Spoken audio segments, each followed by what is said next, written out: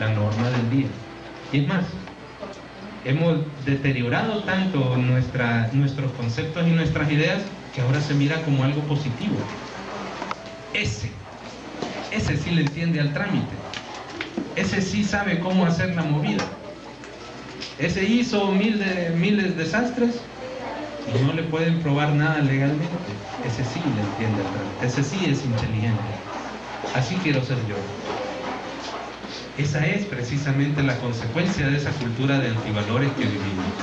Y la doctrina espírita, como una línea de educación para el espíritu, nos ofrece una serie de alternativas para que nosotros podamos lidiar con esa problemática y salir bien librados. Vamos a ver entonces cómo a través de esa formación en valores la doctrina espírita nos ayuda. Pero primero entendamos lo que es esa formación y vamos a la construcción del yo. Para esa construcción del yo, la formación en valores nos propone que el concepto está basado en el autodescubrimiento de cada quien y en el autoconcepto. Ustedes van a ver que el problema mayor que tienen, tomando como ejemplo a los jóvenes que están en maras y pandillas, el problema mayor que ellos tienen es que les falta identidad. No tienen modelos, no tienen roles paternos o maternos adecuados y entran en una gran confusión y encuentran en estos grupos, a través de la afinidad, en esa condición de desamor, a través de los errores, ese núcleo que les abre las puertas y les dice: venite, nosotros te aceptamos como sos, vos sos de los nuestros. La figura entonces mental de aquella persona respecto a su yo se distorsiona totalmente de la realidad. La construcción del yo se desarrolla a partir de la transmisión de sentimientos y, de acuerdo a la propuesta espírita, son sentimientos de bien los que debemos nosotros nutrir y cultivar en nuestro interior para que esa sea nuestra proyección hacia todos los demás. Y esa construcción del yo se fortalece mediante las relaciones interpersonales. Hoy en día una característica en los centros urbanos es que ni siquiera conocemos a nuestros vecinos, porque nos encerramos tanto tratando de escapar de la violencia y de ese desorden social, que ya ni siquiera vemos hacia los lados, sino que llegamos corriendo lo más rápido que podamos a casa para encerrarnos y sentirnos seguros dentro de ese pequeño refugio. Cosas que antes eran muy comunes, como que los niños jugaran en la calle o que nos sentáramos en la acera a platicar con los vecinos, nosotros en Honduras los empezamos a vivir hasta que allá por inicios de los 90 tuvimos unos severos problemas con energía eléctrica y empezamos a experimentar racionamientos de energía. Y como los racionamientos eran tan largos, la gente tenía que llegar más temprano a la casa, no había luz en la casa, entonces encendían velas, candelas y se sentaban a platicar en la calle. Empezamos a redescubrir a nuestros vecinos. Ese yo necesita nutrirse de esas relaciones y nuestras relaciones usualmente son pobres. Para formar en valores necesitamos entender la convivencialidad y esta se desarrolla con el manejo conceptual de la diversidad y con el entendimiento práctico de la pluralidad. Hace poco Gilberto hablaba precisamente de lo que eran la paciencia y la tolerancia. Y yo se los puedo trasladar en este momento que la familia espírita salvadoreña está haciendo este esfuerzo por dar a conocer el mensaje espiritual, que tiene una oposición muy fuerte, sobre todo en los grupos religiosos que tienen marcado un mayor fanatismo. Ese fanatismo es el que hace precisamente que entremos en choque cuando de diversidad de ideas se trata, y que entremos en choques cuando de pluralidad de creencias espirituales o religiosas se trata.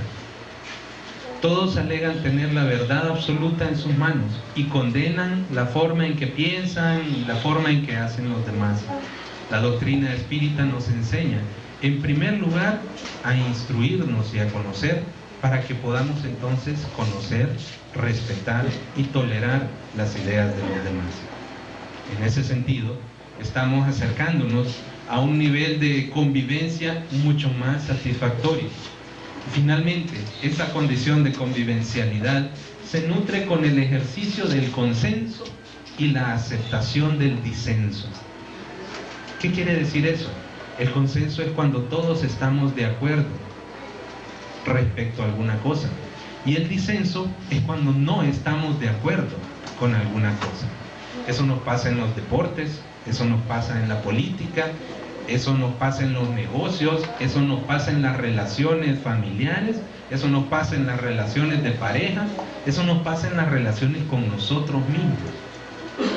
Nos damos cuenta de que estamos haciendo algo que está mal y entramos en choque con nosotros mismos y buscamos un mecanismo para justificar esa conducta indebida o esa conducta errónea que tenemos, y estamos precisamente en conflicto con ese disenso, porque nuestra conciencia nos dice, no estás haciendo bien, pero nosotros queremos seguir defendiendo nuestra idea o nuestro sentimiento y tratamos de bloquear esa conciencia como de lugar.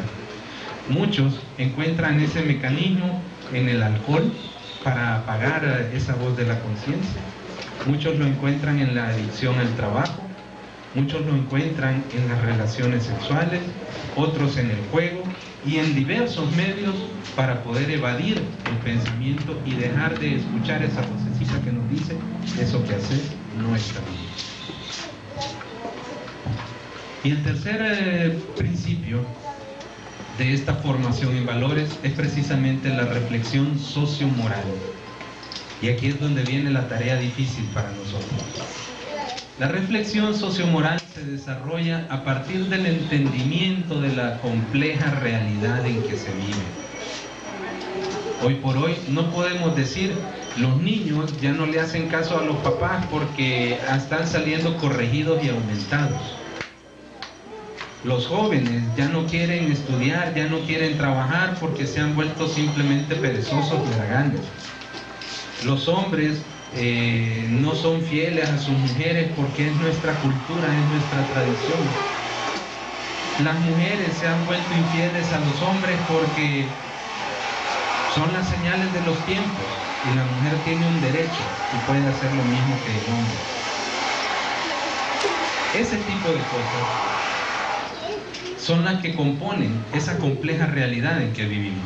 Y si nosotros no desarrollamos esa capacidad de análisis, tenemos problemas entonces para convivir con ella.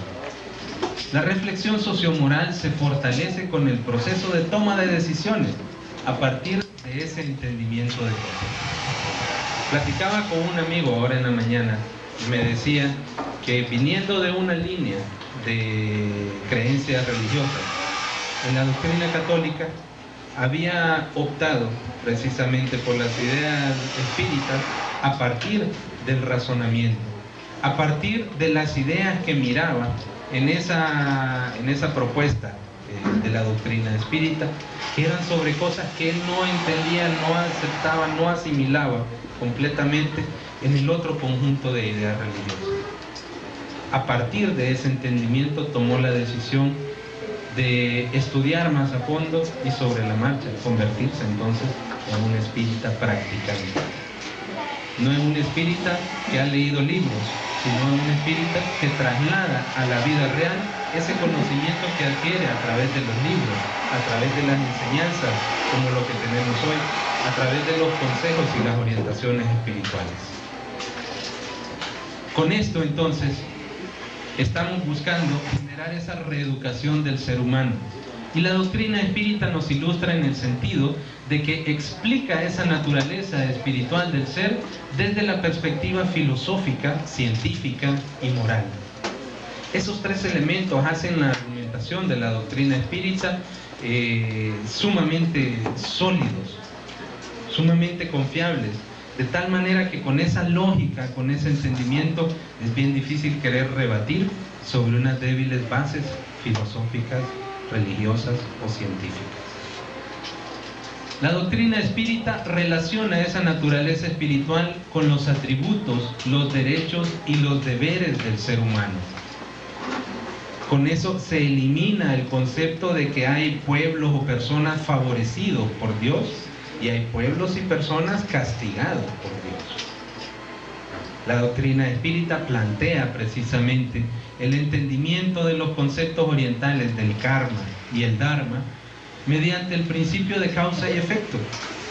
Y esto lo establece como mecanismos de regulación del comportamiento humano, mas no de control. El control le corresponde a cada individuo realizarlo en el interior de su conciencia. El mecanismo de regulación es precisamente a través de lo que las culturas orientales llamaron karma y dharma, que hoy por hoy sigue siendo una conceptualización bien equivocada a partir de tantas distorsiones que se han dado a lo largo de la historia. En ese proceso de reeducar al ser humano, la doctrina espírita aporta los conceptos ahora occidentales de prueba y merecimiento para explicar las consecuencias del proceder humano dentro de un ordenamiento lógico y racional. Dios no nos castiga a su antojo y tampoco nos premia a su antojo, como suelen decir algunas personas. Es que Dios te bendice y Dios a mí me castiga. No, Dios no es un padre antojadizo. Y todo en el universo se mueve en torno a una organización.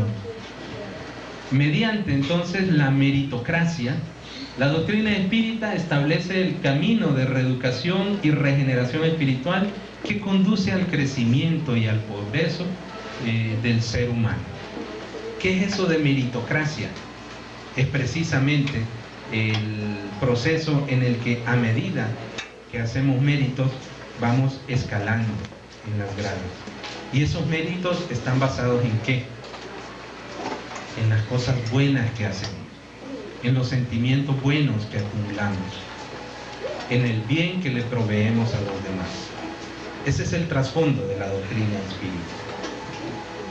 En este sentido, para reeducar al ser humano, la doctrina propone estudiar para informarse, conocer y comprender la naturaleza espiritual del ser humano y el medio en el que se desenvuelve. Imagínense ustedes que estamos fuera del contexto de este conocimiento espiritual y estamos en la posición de ser jueces y tenemos que juzgar el comportamiento violento, delictivo, criminal de nuestra juventud. En Honduras hubo una campaña muy fuerte para establecer la pena de muerte como mecanismo para frenar la violencia. Gracias a Dios los hondureños dijimos no. No es a través de la muerte, no es a través del asesinato que vamos a parar los asesinatos. Necesitamos trabajar en la reconstrucción de valores de nuestra sociedad. Eso es lo que la doctrina espírita impulsa.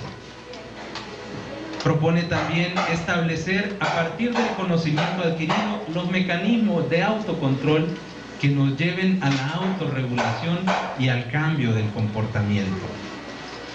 Nosotros sufrimos porque tenemos muchos errores, muchos vicios en nuestro espíritu y los compartimos con los seres que están alrededor de nosotros.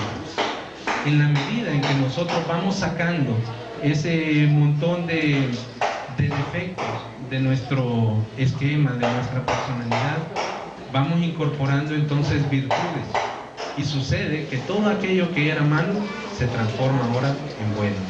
Todo aquello que era desagradable se torna ahora agradable. Todas aquellas barreras que teníamos se vienen para abajo. Y eso nos hace sentir mejor a nosotros y hace sentir mejor a las personas que conviven con nosotros. La doctrina espírita propone ejercitar la caridad como medio para adquirir merecimiento y para mejorar el entorno físico y espiritual que nos rodea. No es una varita mágica que va a traer a alguien de afuera para decir: El Salvador, vivan en paz. Honduras, vivan en paz. Guatemala, vivan en paz. No, señores. Tenemos que lograrlo nosotros a través de nuestras propias acciones. Y eso se desarrolla precisamente a partir de la caridad.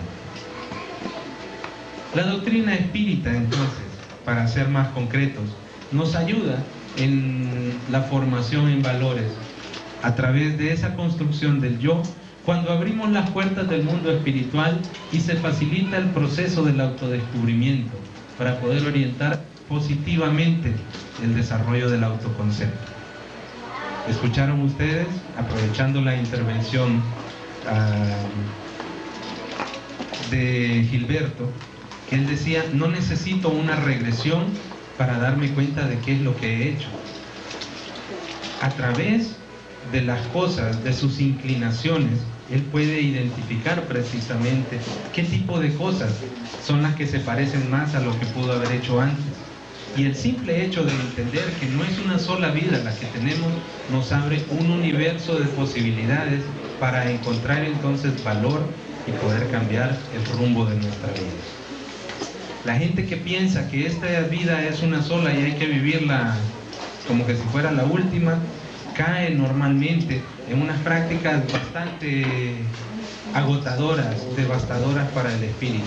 Y cuando llega a la vida espiritual se da cuenta de que la realidad no era como pensaba. Y es ahí cuando entramos en lo que decían los judíos en sus escrituras, llega entonces el momento del llorar y el crujir de dientes. Cuando llegamos nuevamente a esa vida espiritual. La doctrina promueve el entendimiento del amor, su desarrollo y su inclusión en cada acto cotidiano como mecanismo para mejorar nuestras relaciones. Estimula la interacción positiva y constructiva con los demás, promoviendo relaciones interpersonales mucho más satisfactorias. ¿Quién de nosotros no se siente bien cuando recibe un abrazo de un compañero espírita que le dice bienvenido, ¿cómo está? A veces un gesto así de pequeño nos quita una carga emocional muy grande. O cuando tenemos la oportunidad de escuchar o de que nos escuchen, podemos liberar unas cantidades enormes de aflicción en nuestro corazón. Eso es lo que la doctrina espírita propone en el terreno práctico, amigos. En la reflexión sociomoral se promueve el estudio y la discusión abierta como medios que facilitan el conocimiento y el entendimiento de lo que rodea al ser humano. No decimos nosotros tenemos la verdad absoluta, pero sí decimos estamos dispuestos a hablar de ello. La doctrina incentiva la aplicación del pensamiento lógico y racional en la evaluación y análisis de las situaciones y circunstancias cotidianas para identificar soluciones satisfactorias a los problemas del día a día. No es por antojo, no es por orgullo, no es por vanidad que nuestras respuestas o las soluciones que damos a los problemas se van a convertir en satisfactorias. Es a través precisamente de un análisis de las cosas. ¿Qué estoy haciendo mal? ¿Qué estás haciendo mal? ¿Qué estamos haciendo mal? Todos somos responsables. E incluso a partir de la doctrina espírita comprendemos que también hay una influencia poderosa de una espiritualidad que no vemos y que así como puede impulsarnos para el bien, puede también impulsarnos hacia el error. Como espíritas les podemos hablar a nivel de testimonio que nuestra organización, a partir del esfuerzo que está haciendo para desarrollar cosas de bien, es blanco continuo de nebulosas espirituales de nivel inferior que nos agarran por nuestros puntos débiles. Si somos muy fáciles de enojar, por el lado del enojo. Si somos celosos, por el lado de los celos. Si somos envidiosos, por el lado de la envidia. Por donde esté nuestra pared rajada, por ahí se va el golpe. Y de esa manera se ha tratado de frenar el desarrollo de un montón de trabajos que tienen la intención de beneficiar a las personas. Y no es solo que nosotros fallemos, es también que se nos empuja para que no logremos las cosas buenas. De la misma forma en que recibimos el impulso para trabajar en las cosas de bien. Entonces, como espíritas no podemos negar esa realidad con la que convivimos y tampoco debemos ignorar esa realidad. No podemos hablar de un panorama ideal donde todo es bueno, porque no estamos en ese nivel. Estamos en el panorama en que hay cosas buenas y hay cosas malas, hay influencias positivas y hay influencias negativas, y nosotros somos susceptibles a partir de lo que hay en nuestro pensamiento y en nuestro corazón. Para concluir, la práctica espírita impacta positivamente en la persona, en la familia, en el trabajo o el estudio y en la sociedad. Cuando hablamos de la persona, impacta positivamente promoviendo la modificación de ideas y sentimientos y transformando la conducta de la persona hacia el bien. En la familia, facilitando la convivencia responsable y armónica a partir de la adopción de principios y valores positivos. Parece mentira, pero hoy en día los matrimonios duran menos y los divorcios son casi igual a la cantidad de matrimonios. ¿Qué quiere decir eso? Obviamente es una señal de alerta, porque si la familia es la célula fundamental de la sociedad, nuestra sociedad se está resquebrajando desde la célula fundamental. Si lo habláramos en términos médicos, eso es precisamente el origen del cáncer social que nosotros tenemos. Estamos alterando las células y al alterarse las células, todos los tejidos, todos los órganos y los sistemas se ven también afectados. Ese es el principio del cáncer. Y el cáncer social comienza en la familia. En el trabajo o en el estudio, la práctica espírita impacta positivamente estimulando la disciplina y el desarrollo de las mejores prácticas en lo que se hace.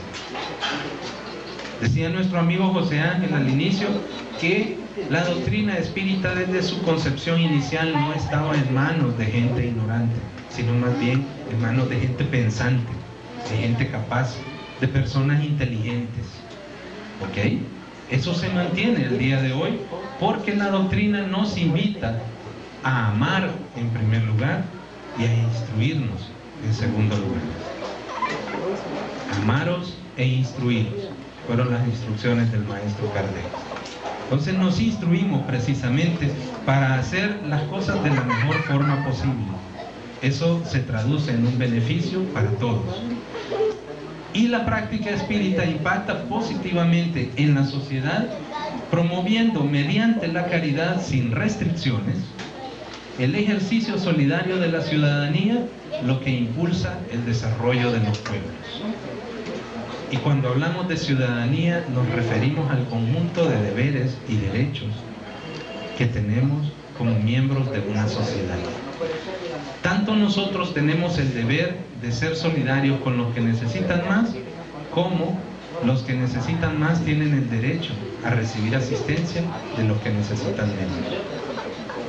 La doctrina espírita nos enseña por principio que sin caridad no hay salvación, y esto aplicado en nuestra sociedad es el mecanismo para impulsar la solidaridad y la fraternidad que nos haga más fácil el camino para progresar socialmente.